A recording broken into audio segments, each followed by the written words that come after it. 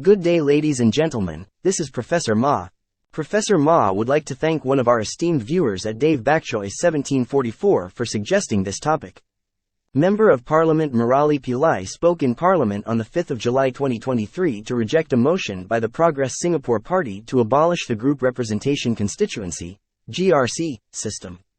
Murali Pillai said that as he was a minority candidate who has contested in parliamentary elections in both a single-member constituency and a GRC, he was uniquely positioned to provide his insights based on his personal experience.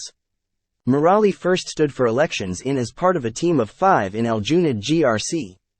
In general election 2015, which he lost. Professor Ma would like to highlight one very important point here. Murali was part of a mixed-race team competing against another mixed-race team and he lost. In May 2016, Murali won as a candidate in the by-election for the single-member constituency of Bukit Batok. Murali was standing against Chi Soon Wan, who is Chinese.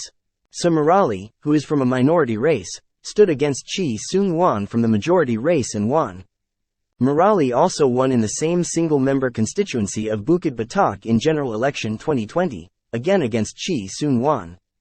Murali himself proclaimed in Parliament, "To me, I read it as the constituents of Bukit Batok acknowledging that, overall, having regard to my character, record and experience, the fact that I was from a minority race was not an issue to them."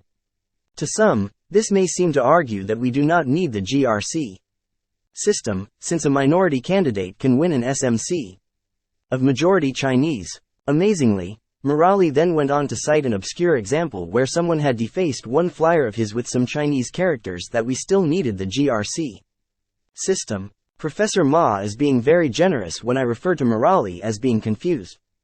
Instead of thanking the Chinese voters of Bukit Batok for not voting along racial lines, Murali insinuated that there would be many Chinese Singaporeans outside of Bukit Batok who would vote along racial lines, and that is why the GRC system is needed. The fact of the matter is, for more than 30 years after our country's independence, under the capable leadership of our founding father Mr. Lee Kuan Yew, Singaporeans did not vote along racial lines, as evidenced by the multiracial composition of the People's Action Party government during those years. The establishment of the GRC system in 1988 changed all of that. Professor Ma is a very fair person, hence I am giving Member of Parliament Murali Pillai an opportunity to defend his name. Dear Murali Pillai, you can leave your reply in the comments section of this video, but do bear in mind that you are no longer protected by parliamentary privilege should you choose to comment in the public domain. In subsequent videos, Professor Ma will explain more aspects of life. In the meantime, please help by liking and by subscribing. Thank you.